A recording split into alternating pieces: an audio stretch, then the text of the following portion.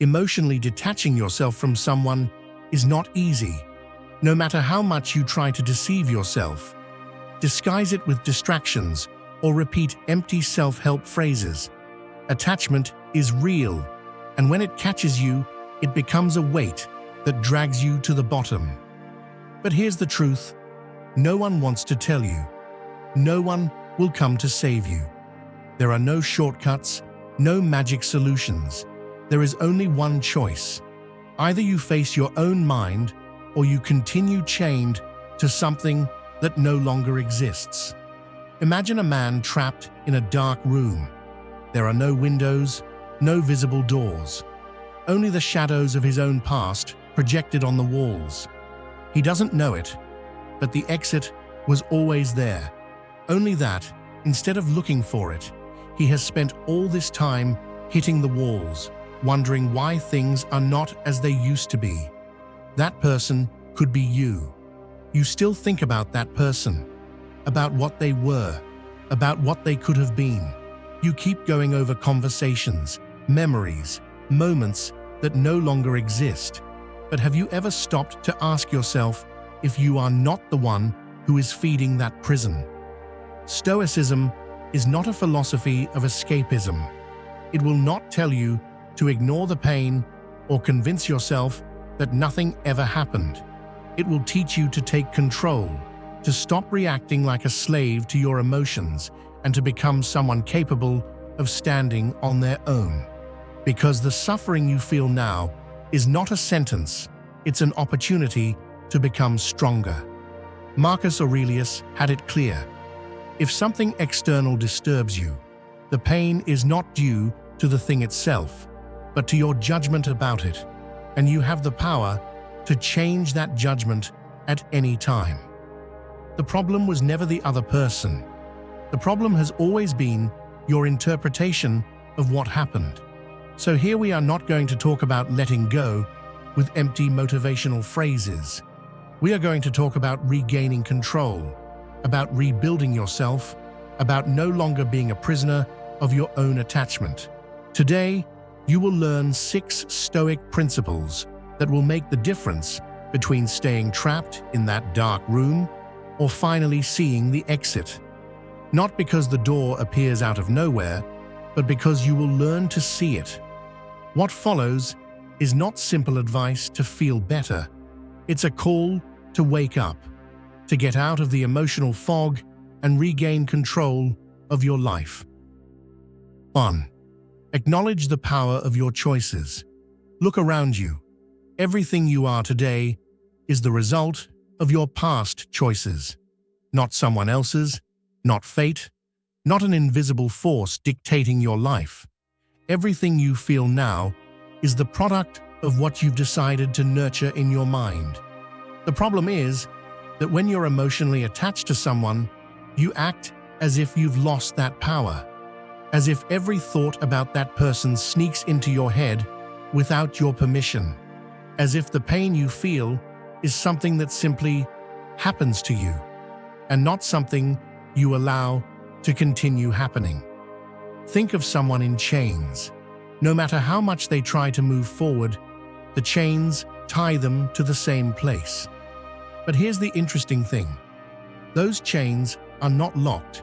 They never were. They stay in place because that person believes they are locked. They believe there's no way out. But the truth is, the key has always been in their hand. They just never realized it. You are that person. And that key is called choice. Epictetus made it clear. It's not the things that disturb us, but our opinion of them. Do you understand? It's not the person who torments you. It's you, clinging to a story that no longer exists, to a version of events that only exists in your head. Because if you look objectively, if you separate yourself from the emotional burden, you'll realize that attachment is a mirage. It's something you keep holding on to simply because you haven't decided to let it go yet. Imagine this. You're standing in front of a fire. You feel the heat, the danger, the instinct to run.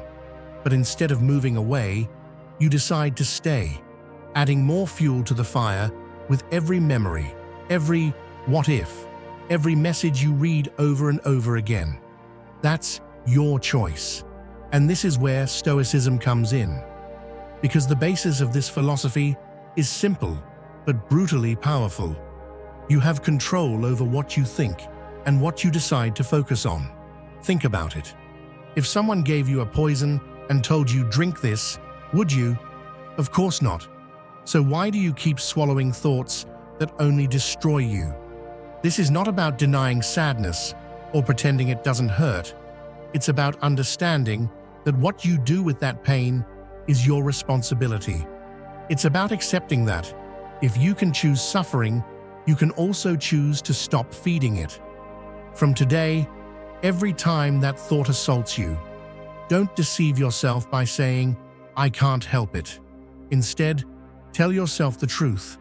I'm choosing to think about this. I'm choosing to relive this pain. And yes, at first, it will be hard. Your mind will try to drag you back to the story you've told yourself over and over again. But every time you become aware that you're choosing, you'll regain a bit more power. The first step to emotionally detaching from someone is not waiting for time to heal everything, because time alone will do nothing if you keep reliving the same suffering day after day. The first step is to take full responsibility for what you think, what you feel, what you allow to occupy space in your mind. And yes, I know what you're thinking. It's not that easy. Of course it's not. But the alternative is to continue being a victim of your own thoughts, to keep reacting as if you were a spectator of your life instead of an active participant. Remember this: every time you choose to think about that person, every time you relive the memories and keep giving them power, you're voting against yourself. And every time you decide to cut off that thought, focus on something else, rebuild yourself, you're getting closer to freedom. You don't need to wait to feel ready. You don't need a perfect closure, or for the other person to apologize, or for the circumstances to be ideal. You just need a decision. Take control or continue being a puppet of your emotions. The choice is yours. 2. Practice rational detachment. Close your eyes for a moment and imagine that you are standing on the edge of a cliff. In front of you, the sea stretches as far as the eye can see. The air is cold, the wind hits your face, and you feel the weight of something in your hand. You hold a valuable object. Maybe it's a photograph, a letter, something that symbolizes that connection that still binds you. You look at it, you squeeze it tightly. It's a part of you, a part of your story. And yet, you know that holding on to it won't change anything. You look at the horizon, you feel the burden in your palm, and for the first time, you realize something. You keep holding it because you are afraid of what will happen when you let it go. Most people confuse love with possession.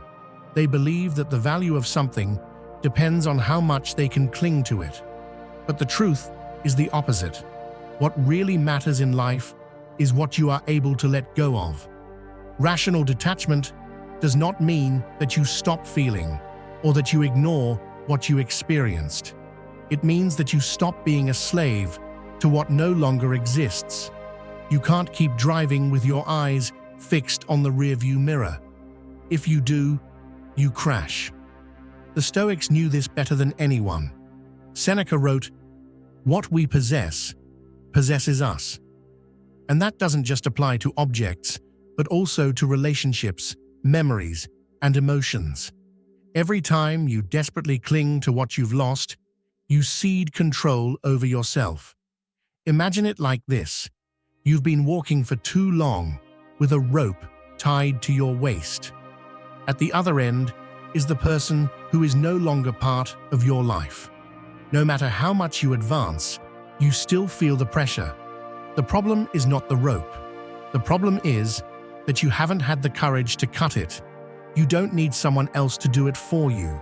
You don't need a sign from the universe. You just need the decision to let go. Rational detachment is a skill. It's a muscle that strengthens with practice. At first, it will hurt, but every day that you choose not to cling, every day that you choose to focus on the present instead of the past, you will regain a little more power. And it's not about forgetting. It's about understanding that the past does not belong to you, that life moves without asking for permission, that the only thing you really have is this moment, and every second you lose, tied to something that no longer exists, is a second you will never get back. Think about it. How many times have you felt that something in your life would never change? Maybe you thought you would always be tied to a situation, to a person, to a feeling. But here you are. You're still alive. You've overcome more than you think. The Roman emperors understood this truth. Marcus Aurelius ruled a vast empire, but he knew it wouldn't last forever. He wrote in his meditations, "Everything you see soon fades away, and those who saw it fade away will soon disappear as well." If even the great leaders of history understood the impermanence of things, why do you keep resisting to accept it? Attachment is the root of suffering, because it makes you believe that you can freeze a moment in time, that you can own someone forever. But life doesn't work like that. It never has, and it never will. You have two choices: cling until you wear out, or let go and reclaim your power. And letting go doesn't mean running away. It doesn't mean forgetting what you learned or denying what you felt. It means recognizing that the story has ended and that you are still here, ready to write a new chapter. It's not an immediate process. There's no magic switch that turns off the pain overnight. But every time you choose to let go, every time you make the conscious decision not to carry what is no longer yours, you are moving forward. Now go back to that initial image. You're on the cliff, holding what symbolizes your attachment. You know what you have to do. The wind blows hard, the sea churns below, and for the first time in a long time, you allow yourself to let go. Not with fear, but with certainty, because what you let go of frees you. 3. Redirect your focus towards your priorities. Everything you feed in your mind grows. What you water with your attention flourishes, and what you neglect inevitably dies.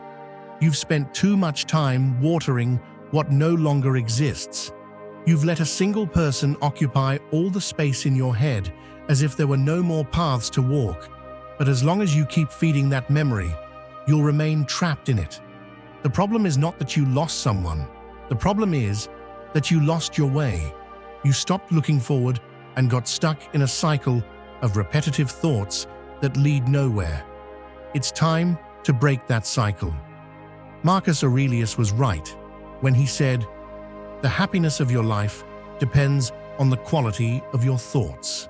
What you think, what you mentally consume, what you choose to focus on, determines your reality.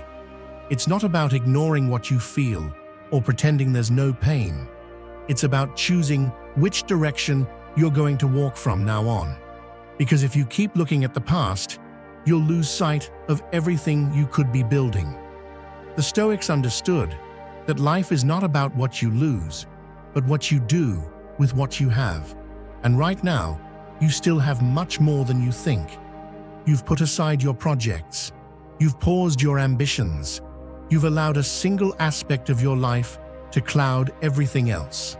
But the opportunities are still there, waiting for you to take them again. It's not the absence of someone that's sinking you. It's your inability to look beyond. It's easy to say, "It hurts, I can't move on." The hard part is having the discipline to redirect your energy towards something you can control. But this is where you differ from the weak. There's no glory in staying stuck in what was. There's no honor in living off memories. What defines your character is what you do after the fall. Stoicism doesn't ask you to repress your emotions, but it does ask you to put them in their place. You decide if you continue to pay tribute to the absence or if you start investing in your own growth. Get up earlier. Focus on your health. Dedicate time to projects you previously postponed. Not because this makes you forget, but because you deserve to recover the energy you gave to what is no longer there. Focus is a powerful tool. If you keep using it to look back, you'll remain stuck. But if you start directing it towards your growth, you'll see how life begins to respond. The time you've spent lamenting what you lost could have been invested in becoming a stronger person. You could have learned a new skill, improved your body, worked on a new project, cultivated new relationships, but instead, you've wasted it on useless thoughts. Enough is enough. No more excuses. No more "it's hard," because yes, it is. But staying in the same place is also hard. So, if it's going to be hard anyway, let it be hard moving forward, not backward. Soldiers don't sit on the battlefield crying over what they lost. They adjust their armor, get up, and keep fighting. Do the same. Every minute you waste in lamentations is a minute less of progress. Don't waste it. Start with the basics. Resume something you left halfway. Don't think too much, just act. Movement destroys inertia. Action will give you back control, and control will give you clarity. Strong people are not those who never fall, but those who know in which direction to move after the fall. And the right direction will always be forward. Don't wait to feel ready. Don't wait for a perfect moment. Just start. Because the more you move, the more you'll realize that the power was always in your hands. 4. Reinterpret pain as a learning experience. Pain is not the enemy. It's the most brutal teacher there is, but also the one that leaves the most valuable lessons. The problem is that most people see it in the worst possible way, as if it were a punishment, an injustice, a sentence. But pain is not here to destroy you. It's here to transform you.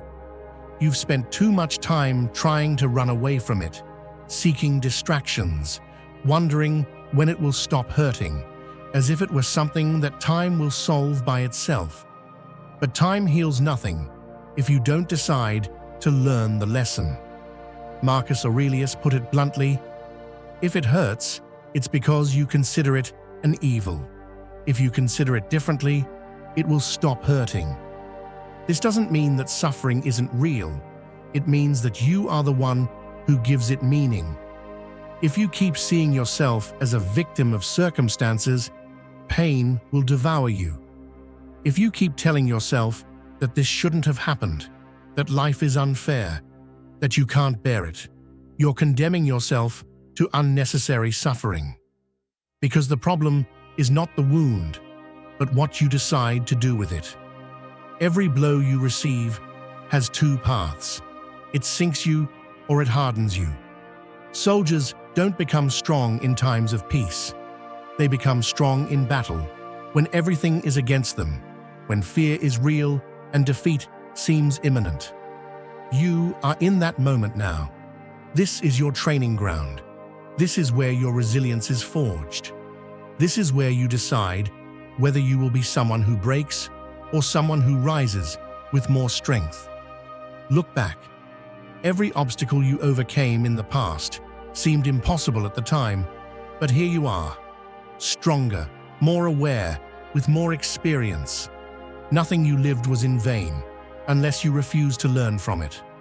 Stoicism doesn't ask you to pretend it doesn't hurt. It asks you to use pain as a tool. If someone broke you, now you know how to recognize people who don't deserve your trust. If you failed, now you know how to improve next time. If you lost something important, Now you know that you can't depend on the external to be okay. Every wound is a disguised lesson, but only if you have the courage to see it as such. Most people never recover from their losses because they turn their pain into identity. They tell themselves they are the person who was betrayed, the person who was abandoned, the person who always suffers. And by doing so, they continue to reinforce their own misery. But you are not what happened to you.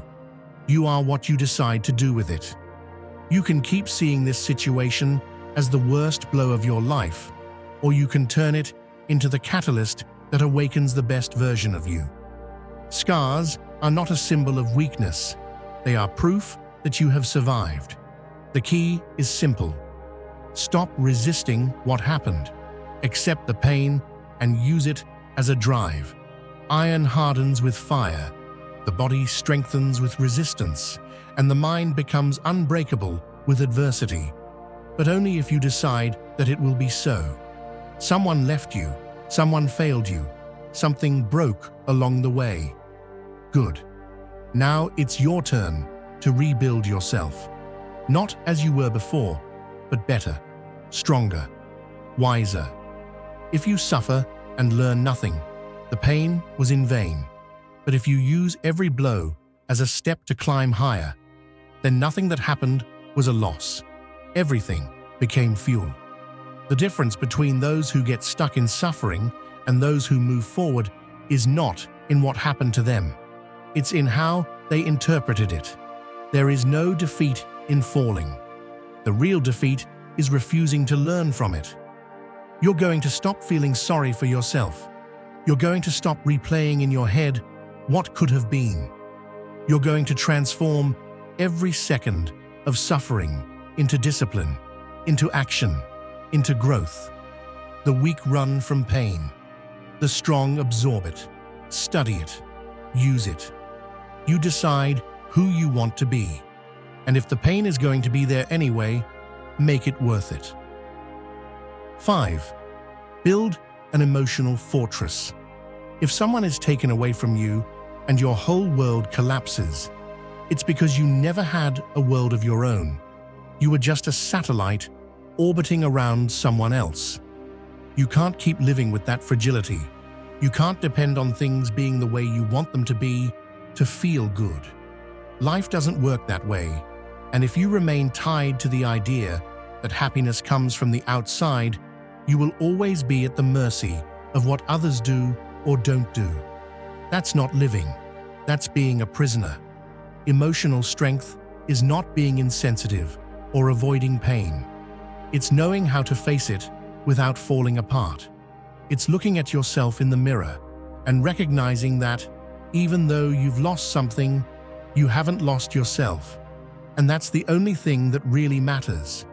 The Stoics understood this better than anyone. Epictetus said, "No one who can affect you without your consent has true power over you." And what have you done? You have given another person that power.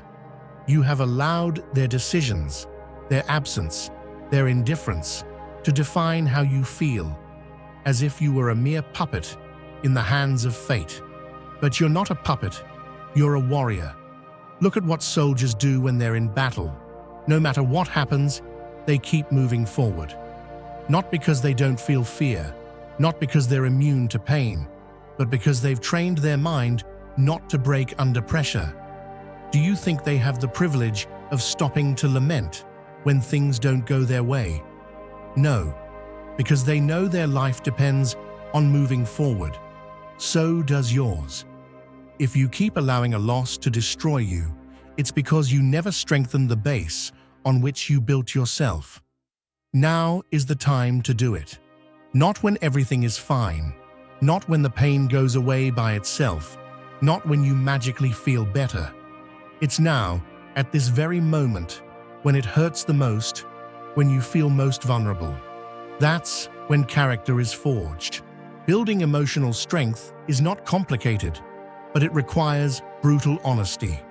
You need to identify where your weaknesses are, what thoughts are sabotaging you, What habits you're maintaining that keep you in the same place? Because if you don't, you're going to repeat the same story over and over again. You'll get your hopes up, you'll attach, you'll emotionally depend on someone, and when that person leaves, you'll fall again. It's a cycle that only you can break.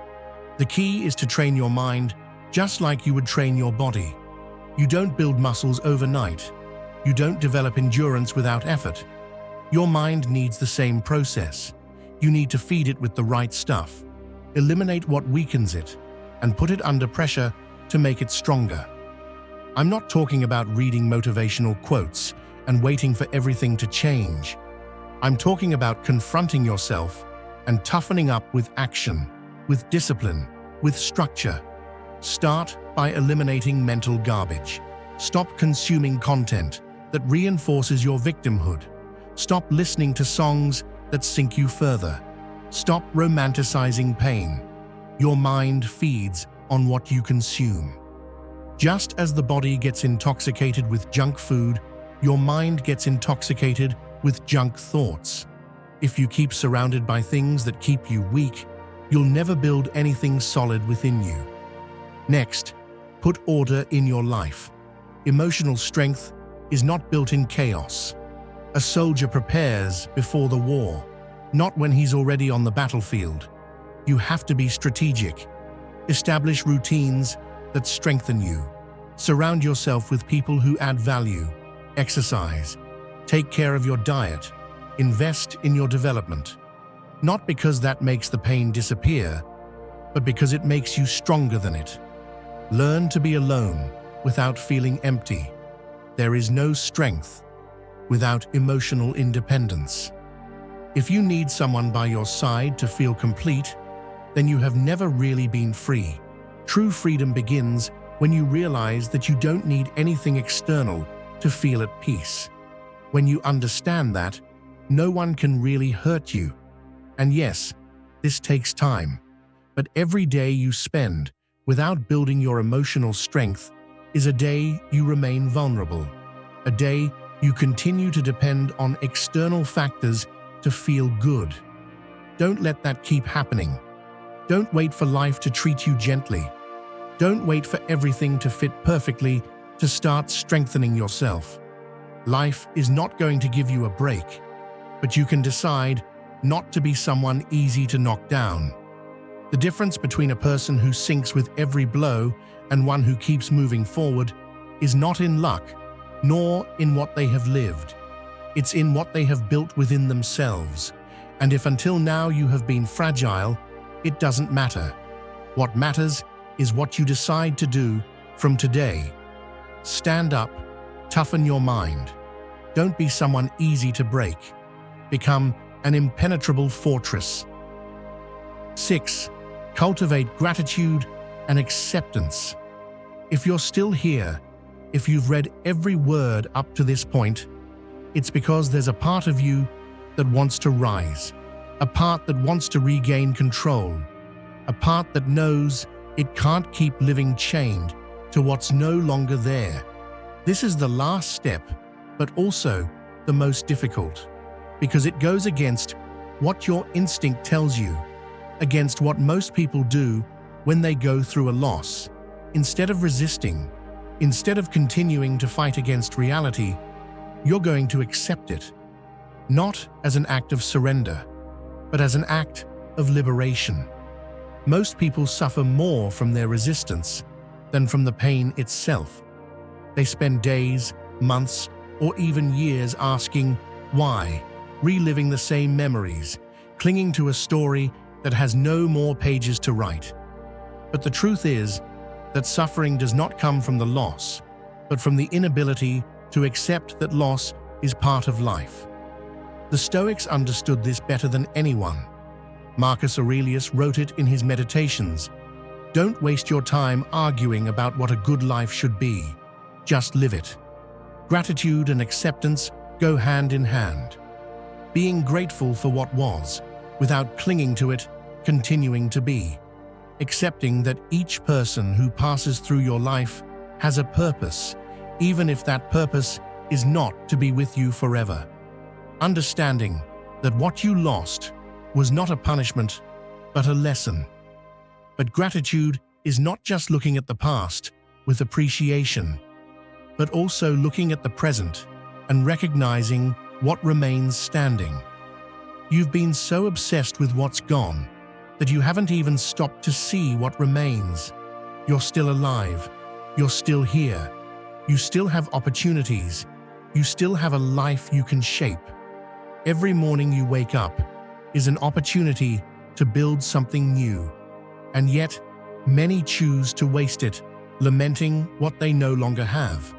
Don't be one of them. Acceptance doesn't mean it didn't hurt, it didn't matter, it didn't leave a mark.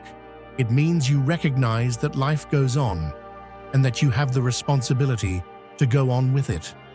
Stop waiting for a perfect closure. Stop waiting for someone else to give you the peace that you can only find within yourself.